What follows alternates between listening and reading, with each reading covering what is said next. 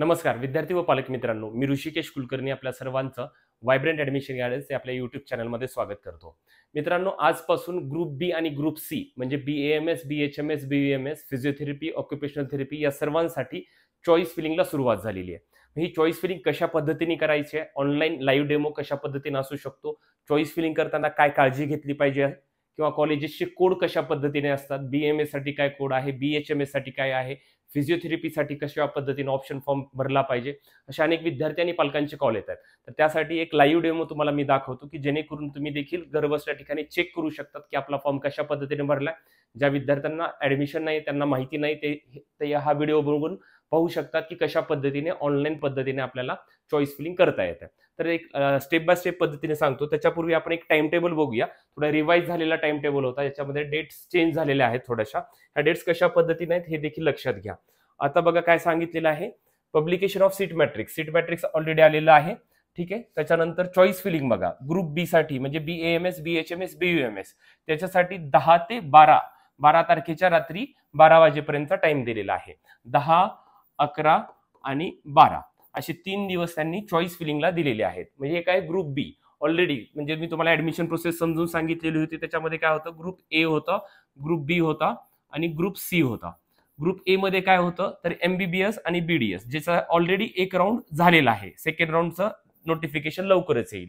Group एचं आता सध्या काही काम नाही आहे. आता काय आहे, ग्रुप बी आणि ग्रुप सी. ग्रुप बी मध्ये काय येणार आहे तर हे BAMS, BHMS, BUMS हे येणार. आणि ग्रुप सी मध्ये फिजिओथेरपी, त्याची पण नोटीस आहे, त्याचं पण तुम्हाला लाईव्ह डेमो मी दाखवतो. ग्रुप सी मध्ये म्हणजे ज्या विद्यार्थ्यांना BAMS ला ऍडमिशन घ्यायचंय, महाराष्ट्रामध्ये BHMS ला घ्यायचंय, युनानीला घ्यायचंय किंवा फिजिओथेरपीला, ऑक्युपेशनल थेरपीला, स्पीच थेरपीला, अशा वेगवेगळ्या कोर्सेसला ज्यांना ऍडमिशन घ्यायचंय अशा सर्व विद्यार्थ्यांना आता चॉईस फिलिंग करावी लागेल. रजिस्ट्रेशन पार्ट त्यांचा सर्वांचा ऑलरेडी झालेला होता. ग्रुप ए ची म्हणजे MBBS, BDS ची चॉईस फिलिंग देखील झाली होती. आता ग्रुप बी आणि ग्रुप सी ची करायची आहे आपल्याला. मग आता हा टाइम टेबल आहे. पुन्हा त्याचा रिझल्ट 14 तारखेला लागणार आहे आणि 15 तारखेपासून 18 तारखेपर्यंत ज्यांचा नंबर लागेल त्यांनी जाऊन ऍडमिशन प्रोसेस करायचं आहे. हे आहे 85% साठीचा स्टेट कोट्याची प्रोसेस सांगतो मी. ऑल इंडियाचा उद्यापासून चॉईस फिलिंग चालू होणार आहे, त्याची चर्चा आपण उद्या करूया. आता महत्वाचं काय आहे तर ग्रुप बी आणि ग्रुप सी ची आता चॉईस फिलिंग कशा पद्धतीने करायची हे देखील तुम्ही लक्षात घेणं गरजेचं आहे. आता पहा काय करायचं आहे, मी सर्वांना याची एक लिंक देखील म्हणजे सेंड करतो ग्रुपमध्ये, किंवा आपल्या सर्व व्हायब्रंट मधल्या सर्व विद्यार्थ्यांचं तर आम्ही घर बसल्या ठिकाणी ऑप्शन फॉर्म भरूनच देत आहेत. तरी पण बघा कशा पद्धतीने हा फॉर्म भरला पाहिजे. आता काय करायचं, ह्या CET सेलच्या वेबसाईटवर जायचं नीट UG मध्ये. इथे तुमचं साइन इन आहे, लॉग इन, तुमचं जे काही लॉग इन आलेलं आहे फॉर्म भरते वेळी जो मोबाईल नंबर दिलेला होता आणि त्याच मोबाईल नंबरवरती एक पासवर्ड CET सेलनं पाठवलेला होता. तो मोबाईल नंबर, पासवर्ड इथे मेन्शन करायचं आणि लॉग इन करायचं. मग पहिली स्टेप आहे हे लॉग इन करण्याची. ठीक आहे. मग लॉग इन केल्यानंतर तुम्हाला इथे तुमचा हा फॉर्म फिलअप केलेला ओपन झालेला दिसेल. याच्यामध्ये हे सर्व हे कम्प्लीट ऑलरेडी असतंच आहे. महत्वाचं काय आहे आपल्याला इथे आता, प्रिफरन्स फॉर्म. ठीक आहे, प्रिफरन्स राऊंड. मग याच्यामध्ये विद्यार्थ्यांनी काय करायचं, इथे लेफ्ट साईडला तुम्हाला इथे प्रिफरन्स राऊंड दिसत आहे, तर याला क्लिक करायचं. ठीक आहे. प्रिफरन्स राऊंडला बघा, क्लिक केल्यानंतर तुम्हाला काय दिसत आहे इथे की नीट UG 2024 MBBS, BDS, BMS, BHMS या सर्व कोर्सेसचं तुम्हाला इथे दिसत आहे. मग इथे काय करायचं, तुम्हाला याला क्लिक केलं की बघा याच्यामध्ये तुम्हाला समोर दिसत आहे पहिल्यांदा काय आहे, MBBS, BDS राऊंड 1 याचं ऑलरेडी झालेलं आहे. इथे त्याचा टाइम पण येत असतो, ते ऑलरेडी झालेलं आहे. ठीक आहे. इथं डाउनलोड रिपोर्ट म्हणजे ते पहिल्या राऊंडचं संपलेलं आहे, त्याचं काही पाहायचं नाही. आता आपल्याला काय करायचं आहे, ग्रुप बी आणि ग्रुप सी ज्या विद्यार्थ्यांना बघा, ग्रुप बी मध्ये काय आहे सर, तर ग्रुप बी मध्ये BAMS आहे, BHMS आहे, BUMS आहे. आता याचा राऊंड 1 सध्या सुरू आहे. आणि ग्रुप सी ज्या विद्यार्थ्याला physiotherapy, occupational therapy, speech therapy याला ऍडमिशन घ्यायचंय अशा विद्यार्थ्यांसाठी ग्रुप सी आहे. म्हणजे दोन्ही पण, आता ज्या विद्यार्थ्याला सपोज एखाद्या विद्यार्थ्याला आता 300 325 मार्क आहेत, त्या विद्यार्थ्याला BHMS ला नंबर लागतोय. त्या विद्यार्थ्याला जर वाटत असेल मला आयुर्वेदाची पण ऑप्शन भरायचे, BHMS चे पण भरायचे, तर अशा विद्यार्थ्यांना एकाच फॉर्म मध्ये भरता येतं. BAMS, BHMS, BUS म्हणजे ग्रुप बी मध्ये चॉईस फिलिंग करता येते.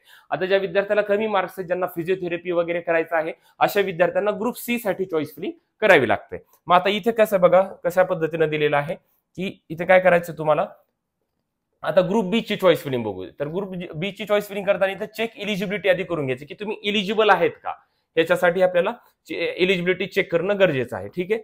मग आता इलिजिबिलिटी बघा, चेक केल्यानंतर इथे अशा पद्धतीने असा ऑप्शन येतो, इलिजिबल आहेत तुम्ही, ऍड प्रिफरन्सेस आणि मेक पेमेंट बोथ कुठा.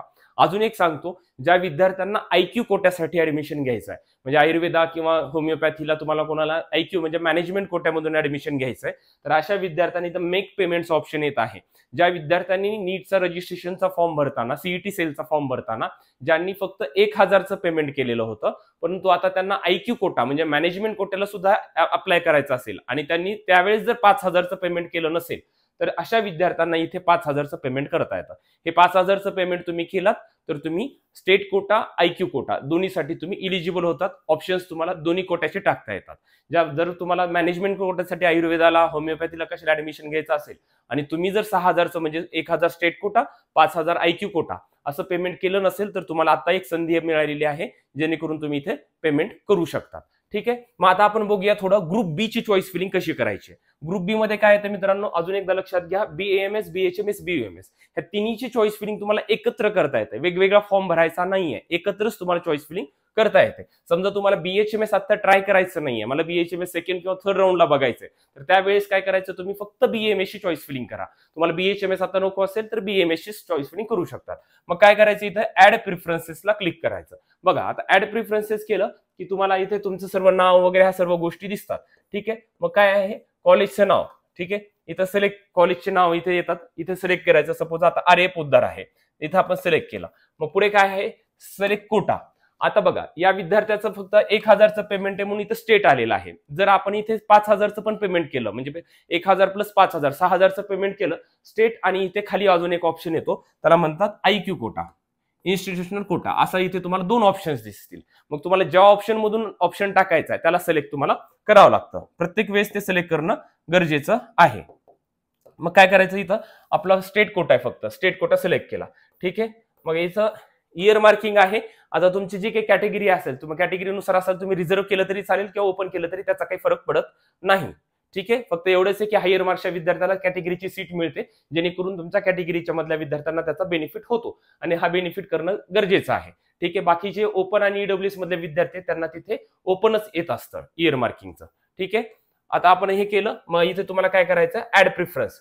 आता आपण कॉलेजचं नाव सिलेक्ट केलं, कोटा सिलेक्ट केला आणि इथे ऍड करायचं. ऍड केलं की तुम्हाला इथे ते कॉलेजचं नाव ऍड झालेलं दिसेल मित्रांनो. जसं बघा, आर्य पोद्दार स्टेट कोटा, कोटा इथं स्टेट येतं. जर आता इथं IQ पण आपण कुठल्या कॉलेजचं करायचं ठरलं, ज्या कॉलेजला मॅनेजमेंटचं, तर तुम्हाला स्टेटच्या खाली तुम्हाला तिथे IQ असं ऑप्शन्स देखील दिसून येईल. आता महत्वाचं बघा, BMS कॉलेजचं जर आता सोबत, आता मी अजून एखादं कॉलेज तुम्हाला ऍड करून दाखवतो. आता KG मित्तल बघा, ते जर मला ऍड करायचं असेल, ठीक आहे, स्टेट, पुन्हा लगेच कोटा सिलेक्ट करायचा स्टेट आणि लगेच ऍड प्रिफरन्सेस करायचं. ठीक आहे, आता हे मी दुसरं कॉलेज ऍड केलं. ठीक आहे, आता बघा हे कॉलेज जेव्हा मी ऍड करतो तेव्हा तुम्हाला इथे दिसत असेल की याचे कोड हे 3-1 पासून स्टार्ट होतात. BMS चे कोड हे 3-1 पासून स्टार्ट होतात. लक्षात घ्या, BMS चे, BHMS चे 4 पासून स्टार्ट होतात, फिजिओथेरपीचे 6 पासून स्टार्ट होतात.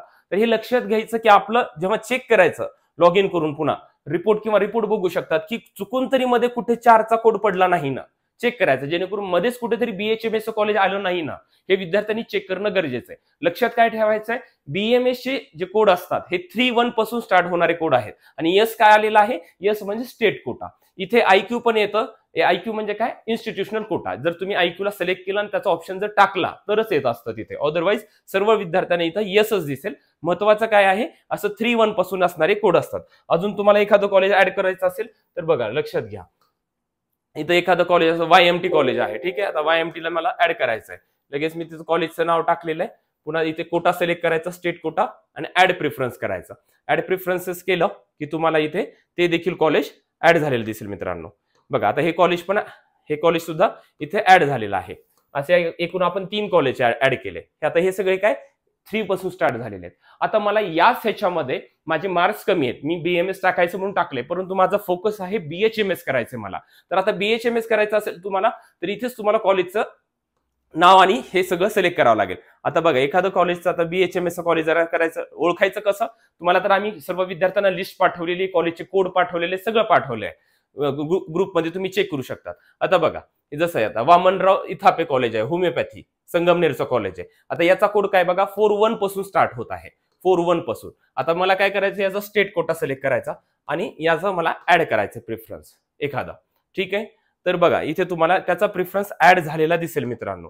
इथे जर बघितलं तुम्ही, बघा खाली Vamanrao Ithape homoeopathic medical college Sangamner.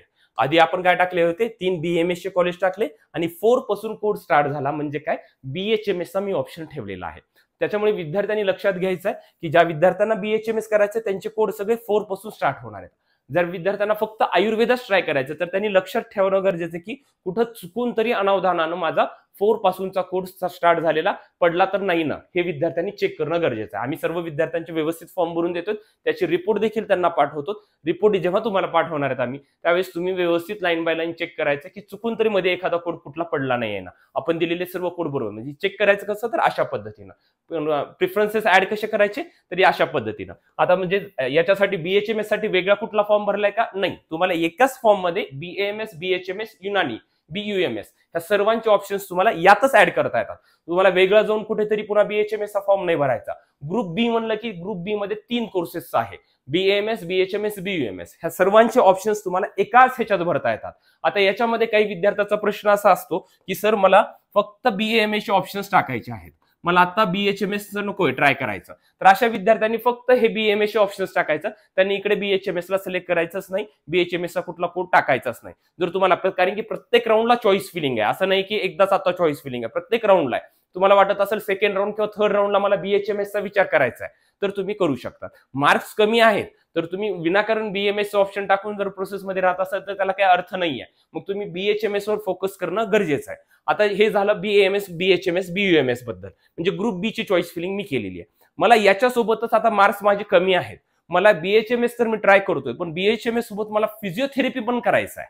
लक्षात घ्या, आता मला फिजिओथेरपी पण करायचं तर विद्यार्थ्यांनी काय करणं गरजेचं आहे तर फिजिओथेरपीचे ऑप्शन्स देखील याच्यामध्ये ऍड करणं गरजेचं. आता फिजिओथेरपीचं जर तुम्हाला ऍड करायचं असेल तर तुम्हाला काय करावं लागेल मित्रांनो, तर पुन्हा तुम्हाला आता हे तुमचं हे झालं की तुम्हाला पुन्हा प्रिफरन्सेस जावं लागेल. ठीक आहे, प्रिफरन्सेसवर आणि इथे चेक इलिजिबिलिटी करायची. पुन्हा चेक इलिजिबिलिटी करून घ्यायची की तुम्ही इलिजिबल आहेत का.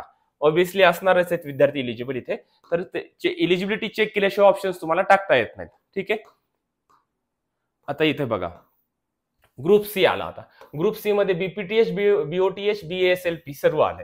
ठीक आहे, आता याचं ऍड प्रिफरन्सेस करायचा. याचं ऍड केलं की बघा याच्यामध्ये तुम्हाला सर्व तुमचं हे दिसेल. मग फिजिओथेरपीचं वगैरे कुठलं कॉलेज टाकायचं असेल, बघा आता एखादं कॉलेज तुम्हाला जर सेट GS कॉलेज आहे, ठीक आहे, सेट GS कॉलेज टाकलंय, इथे कोटा सिलेक्ट करायचा, स्टेट कोटाच येतो. ठीक आहे, पुन्हा तुम्ही तुमचं इयर मार्किंग वगैरे सिलेक्ट करू शकता आणि इथे ऍड प्रिफरन्सेस करायचं. ऍड केलं की तुम्हाला set GS medical college Mumbai याचं तुम्हाला फिजिओथेरपीचा हा ऑप्शन इथे ऍड झालेला दिसेल. कसं ओळखायचं तर 6 पासून स्टार्ट होणारे कोड हे फिजिओथेरपीचे असतात, हे लक्षात घ्या. म्हणजे आपण एकाच फॉर्म मध्ये काय केलं, BMS पण बघितलं, BHMS पण ऑप्शन कसा टाकायचा बघितलं, युनानीचं पण बघितलं आणि ग्रुप सी मध्ये म्हणलं फिजिओथेरपी, ऑक्युपेशनल थेरपी ह्या सर्वांचे तुम्हाला जे काही कॉलेजचे कोड टाकायचे हे सर्व कोड तुम्हाला इथे कॉलेजचे कोड दिसतात मित्रांनो. तर अशा पद्धतीनं तुम्ही ऑक्युपेशनल थेरपीचं एखादं कॉलेज टाकायचं असेल तर त्याचे 7 पासून कोड स्टार्ट होतात. तर तुम्ही त्याला सिलेक्ट करायचं, स्टेट कोटा अप्लाय सिलेक्ट करायचं, इयर मार्किंग जे असेल ते तुम्ही सिलेक्ट करू शकता. त्याच्याबद्दल एवढं जास्त टेन्शन घेण्यासारखी गोष्ट काही नाहीये. मग हे असं झालं की सर्वात शेवटी तुम्हाला हे फॉर्म सबमिट करायचं तुमचा आणि त्याचं प्रिंटआउट घ्यायचं. इथे लॉक प्रिफरन्सेस असतं, याला लॉक करायचं. लॉक केल्यानंतर तुम्हाला एक प्रिंटआउट मिळते, ते प्रिंटआउट तुमच्याकडे ठेवायचं. मग तुम्हाला ग्रुप बी करू शकतात, ग्रुप सी करू शकतात, त्याच्या दोन्हीची प्रिंटआउट आणि त्याचे दोन्हीचे प्रिफरन्सेस तुमच्याकडे त्याची प्रिंट घ्यायची आणि चेक करायचं. ते अशा पद्धतीने हे ग्रुप बी आणि ग्रुप सी ची चॉईस फिलिंग आहे मित्रांनो. ज्या विद्यार्थ्यांना फक्त BMS करायचंय त्यांनी फक्त ग्रुप बी ची चॉईस फिलिंग करायची. ग्रुप बी मध्ये फक्त BMS ऑप्शन सिलेक्ट करा.